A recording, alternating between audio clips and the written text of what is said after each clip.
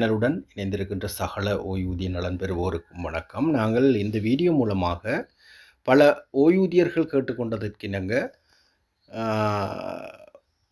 ஓய்வூதிய திணைக்களத்தினுடைய இணையதளத்துக்கு பிரவேசிப்பதன் மூலமாக எவ்வாறான பயன்களை பெற்றுக்கொள்ள முடியும் என்பது தொடர்பாக உங்களுடைய திறன்பேசிகளை, அதாவது உங்களுடைய ஸ்மார்ட் ஃபோன்களை பயன்படுத்தி எவ்வாறு இலகுவாக அதனை மேற்கொள்வது என்பது தொடர்பாக பார்க்க இருக்கின்றோம்.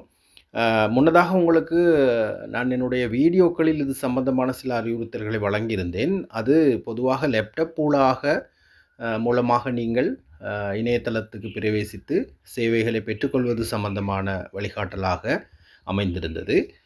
நீங்கள் இணையதளத்துக்கு பிரவேசிப்பதற்கு முதலாவதாக நீங்கள் உங்களுடைய ஸ்மார்ட் ஃபோனில் இருக்கக்கூடிய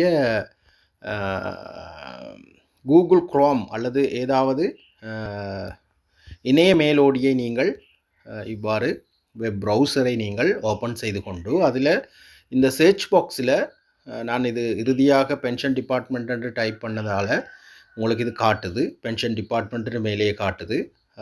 அப்படி இல்லாட்டி நீங்கள் அதில் டைப் பண்ணணும் பென்ஷன் டிபார்ட்மெண்ட்டு.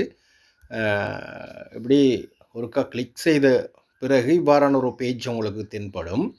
அதில் இந்த வெப்சைட் என்பதை நீங்கள் கிளிக் செய்கிற போது பென்ஷன் டிபார்ட்மெண்ட்டினுடைய இணையதளத்துக்கு நீங்கள் இலகுவாக பிரவேசிக்கக்கூடியதாக இருக்கும். அதில் மொழி ஆப்ஷன்ஸ் இருக்கும். இது நீங்கள் ஓப்பன் பண்ண உடனே ஆங்கில மொழி மூலம்தான் அது தென்படக்கூடியதாக இருக்கும்.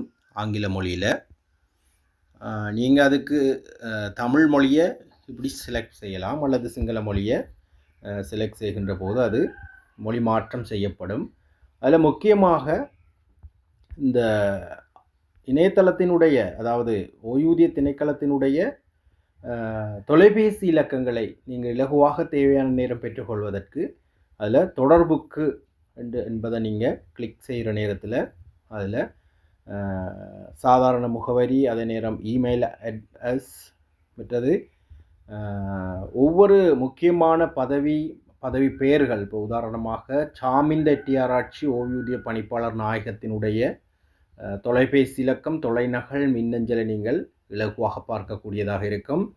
அதனைத் தொடர்ந்து ஜெயநாத் என்று சொல்லுகின்ற மேலதிக ஓய்வூதிய பணிப்பாளருடைய தொலைபேசி இலக்கங்களை நீங்கள் பார்க்கக்கூடியதாக இருக்கும். இதில் தொடர்ந்து நீங்கள் பல உயர் அதிகாரிகள் மற்றும் தொடர்புடைய நிறுவன பொறுப்பாளர்களுடைய பெயர்கள், அதே நேரம் அவர்களுடைய பதவி நிலைகள், தொலைபேசி இலக்கங்களை நீங்கள் பார்க்கக்கூடியதாக இருக்கும். இதுகளில் தற்போதுன்னு சொன்னால் இதுகளுக்கு ஆன்சர் பண்ணக்கூடிய நிலைமைகள் காணப்படுகிறது.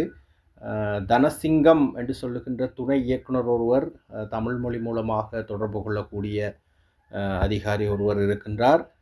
அவருடைய தொலைபேசி இலக்கங்களை நீங்கள் பார்க்கக்கூடியதாக இருக்கும்.